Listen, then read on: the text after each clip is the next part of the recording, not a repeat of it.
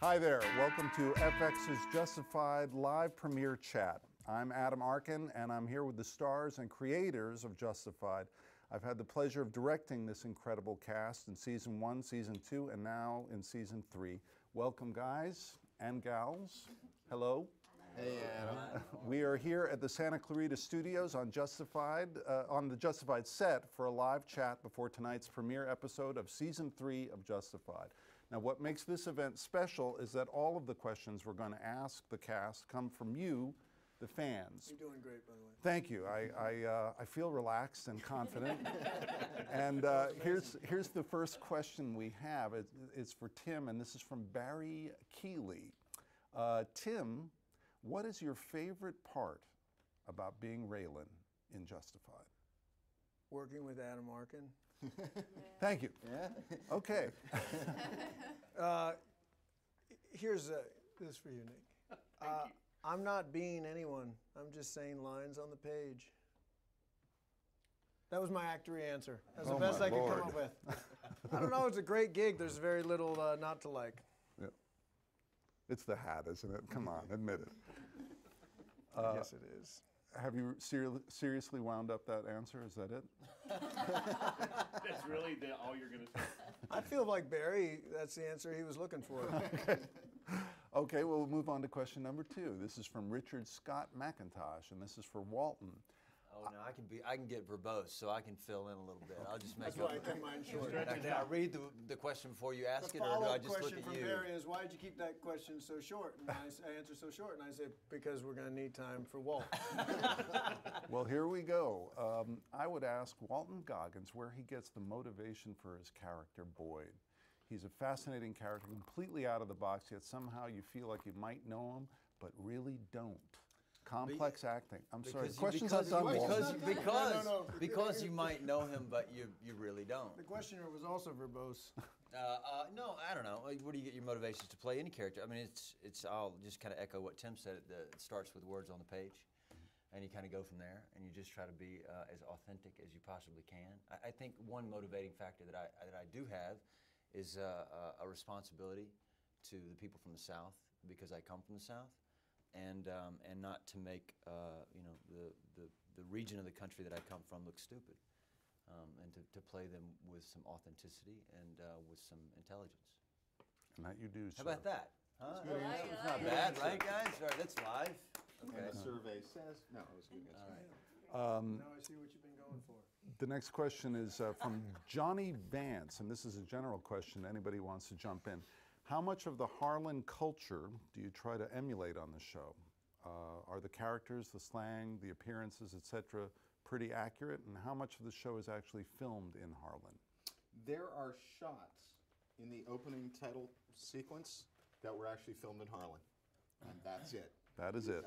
No, there was actually one shot in Season 2, the mine explosion, when that thing blew up. That was something that our great DP Francis Kenny had got on a research trip down there. And they've got that wide shot, and then with computers and stuff, put an explosion in. We can't afford to go down to Harlan, but to shoot there. It's Was some of the pilots shot there? no, we shot the pilot in Western Pennsylvania. Oh, okay. Pittsburgh and Western Pennsylvania, which was June. It looked good. It looked pretty Kentucky-ish. We've been very lucky to find, through Don Kurt and his son Jared, this great little town not far from Santa Clarita, where we can, well, you've been out there, Green Valley, where we can shoot some Kentucky-like stuff.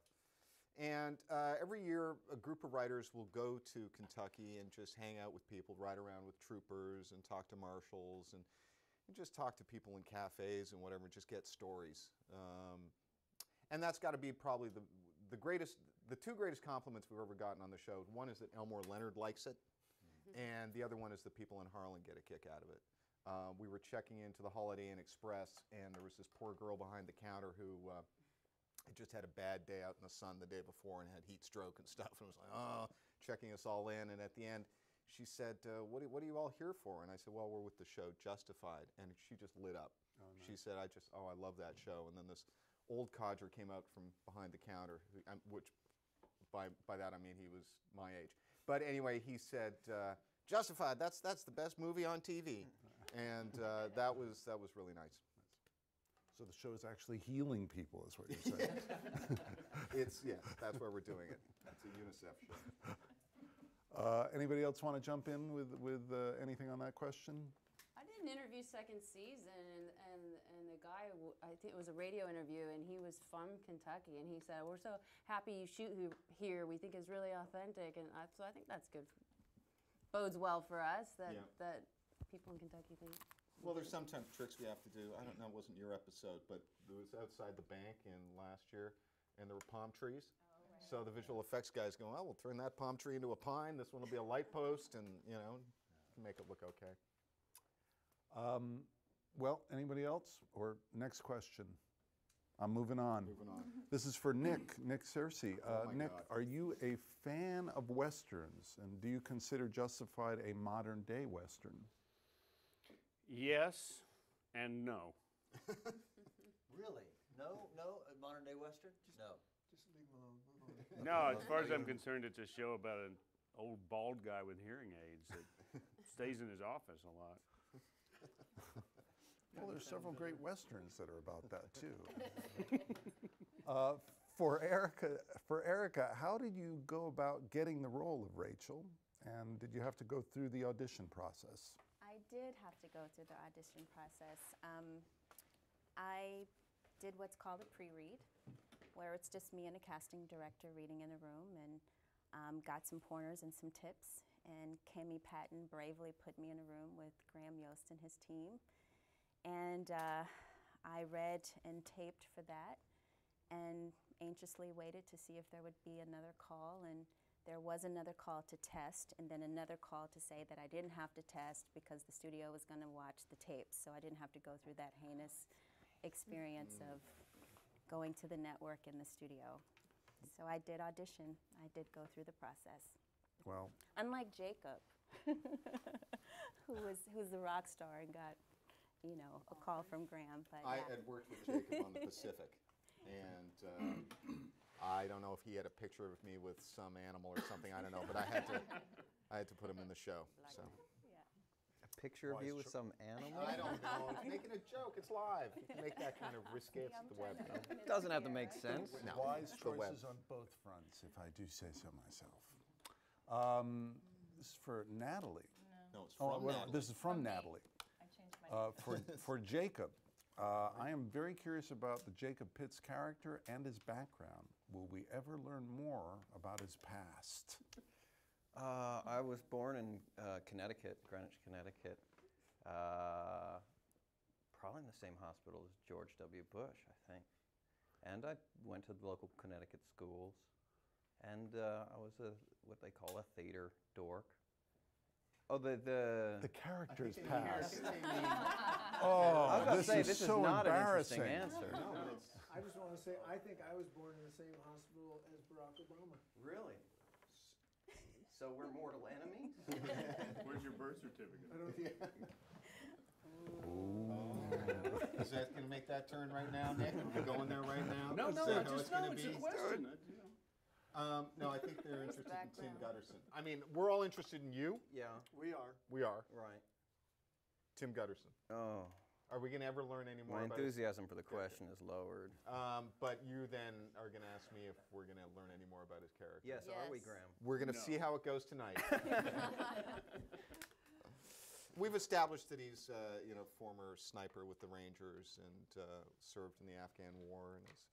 And we looked at the history of the Marshal Service and where Marshals come from. They all have to either have a 4-year college degree or have served in the military.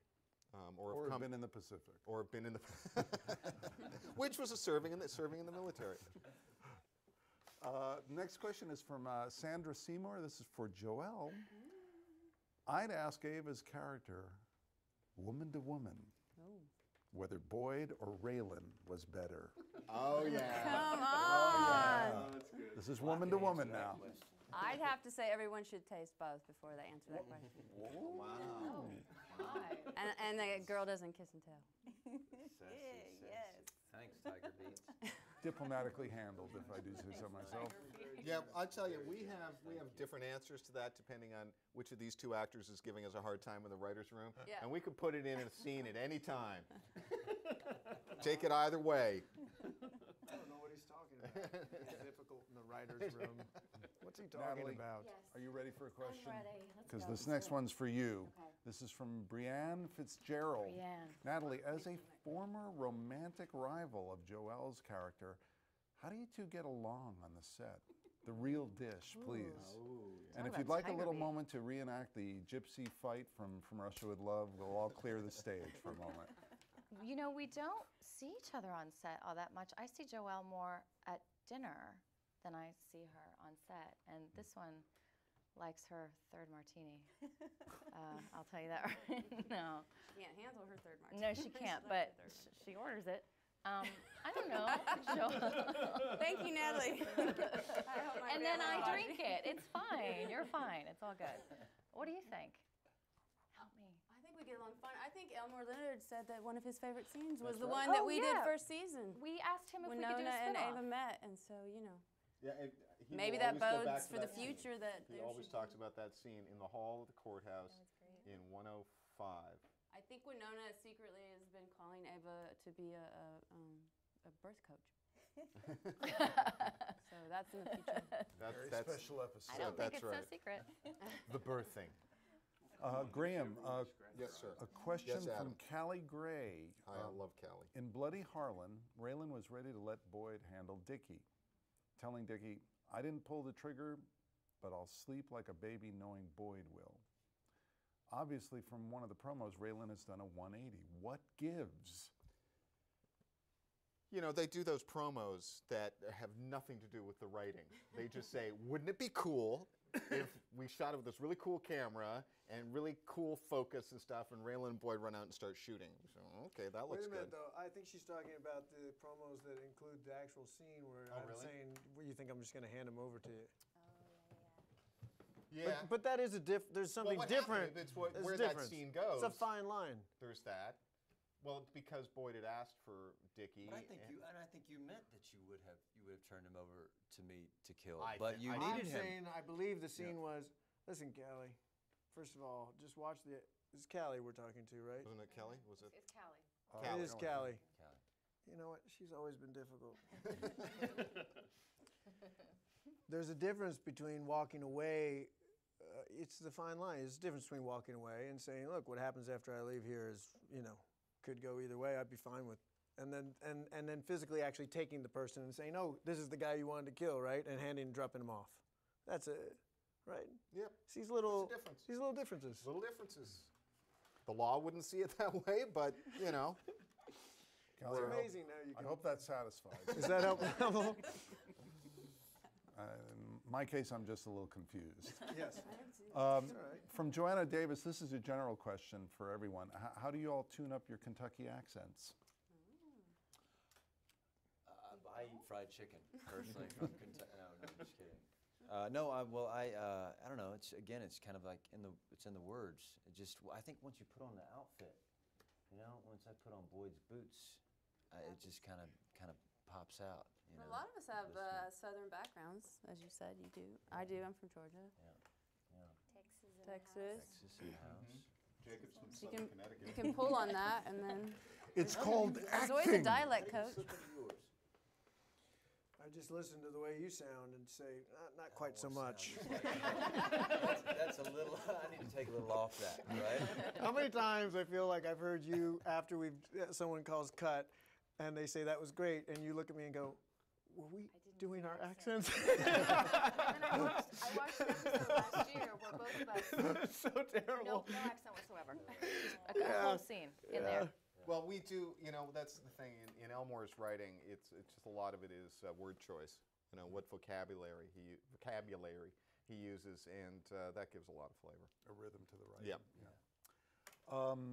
For Walton, from Ben Carlton. Walton, how did being born in Alabama and raised in Georgia influence your acting and different roles you've played? Well, it limited it, to be quite honest with you, early on. No, I don't know. I think it's like anyone growing up in New York City. You have a plethora of people to draw from.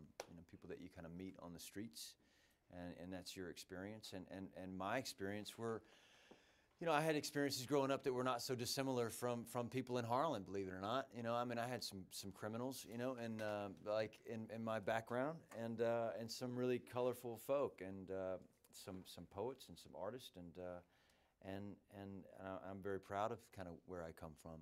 And early on, because I'm from the South, it gave me an opportunity to work when I first moved out here. You know, doing Southern roles, like one after another, after another, after another. You know, but it put food on the table, and Right. so it's, you know, it's something that I owed a big debt to. But so yeah, it influences me like on this show because you know, there are colorful people from my background, and we're all informed by our past. Well, that rolls very nicely into the next question, which is for everybody, but who here has ever tried real moonshine? Oh. I'd have to. What's that say about our?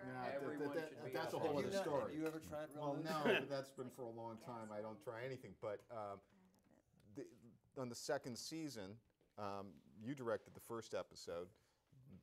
That scene that you brought us all in to watch of Mags poisoning poor Walt McCready with the apple pie moonshine. Oh. The reason we got that was because the group of writers and Sarah Timmerman and Don Kurt, Francis Canny, we all went down to Harlan and were given a bottle of moonshine that was made by, I think, like the chief of police or the mayor or something. It's like, so you guys really aren't that serious about cracking down on shine anymore.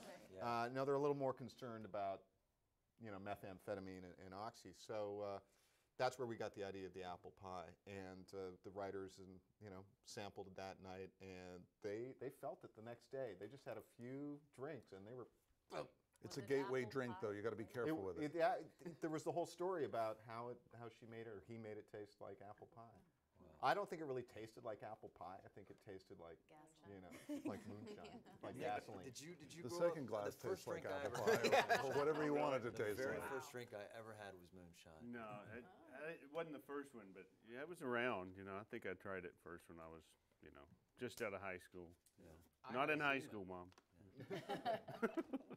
We have another question for everybody from Nancy Carey Supik. And the question is, what has been your favorite storyline episode and why? We can start with you, Joelle.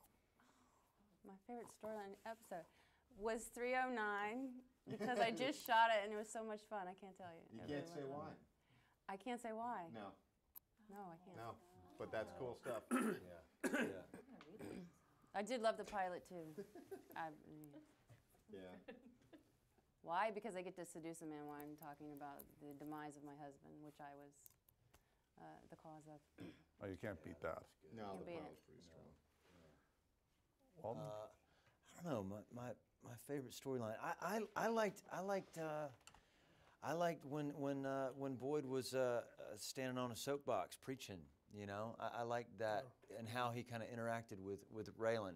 I like being out in the woods and camping in a tent, and in some ways being a savior, a flawed savior. Yeah, that was a lot of fun. I mean, I hated it when he found out, when he lost God, when he didn't believe anymore. You know, because it was so rich. But slowly he's working his way back to it. He'll be in a pulpit this year, in one form or another for sure. Tim? This season, at 4, it knocks my socks off. I think the first 3 are really solid, but 4 just feels like it hits a really nice mark, just as a whole.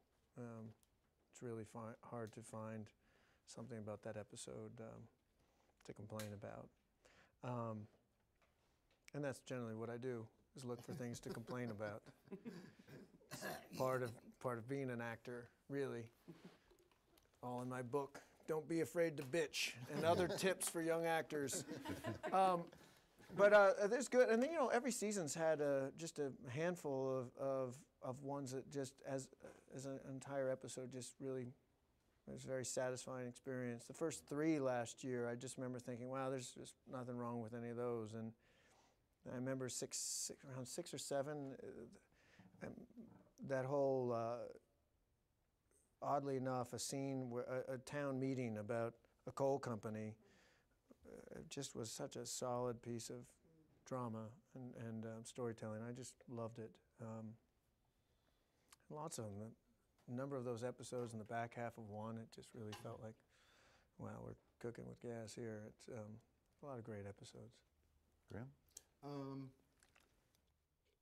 Yeah, you know, I'm proud of them all. You know, That's what I meant. That's it. No, but the ones that jump out at you, there were a couple from last year, but I really did enjoy the season 1 finale that you did, because it was something that we. Oh, I was waiting for somebody. Why didn't I think of that? No, please. You know, Adam, you got to give him that. No, no, it was, you know, we'd had this goal early on in season 1. Wouldn't it be great to end the season with Boyd and Raylan on the same side of a gunfight? And it was a lot of work to get it there, but we ended up getting there, and that was really fun. And I loved the way you guys ended the season. It was really, really satisfying. 206, Blaze of Glory. Oh, yeah. That's the one. Slow speed foot chase. Slow speed foot chase. This is about the two male ice skaters. Yes. With the, No, that's Blades of Glory. Blaze of Blaze Glory. of I was like, I don't think that's our show. No, I seriously. wasn't in that. No. Natalie? I'm in this sometime. Scott Wilson, right? Scott Wilson. Yes. Yeah. Out at the airport. He's a class They're act. running. So great. Yeah, it was a great moment.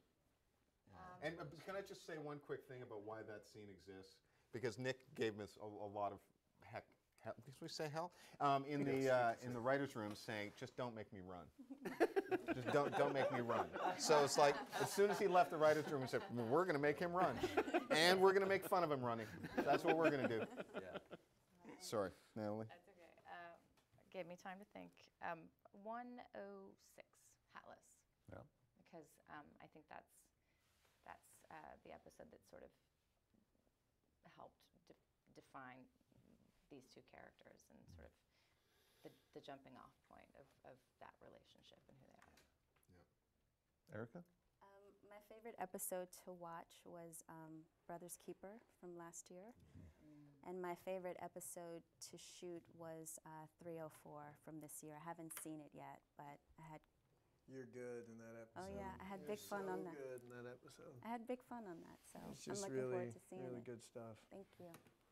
And Jacob? I just really liked the introduction of the character Limehouse in the second episode of this season. I just thought that scene all on its own was pretty brilliant. Well, another question for Erica. Did you do anything special to prepare for the role or anything unique to get into character?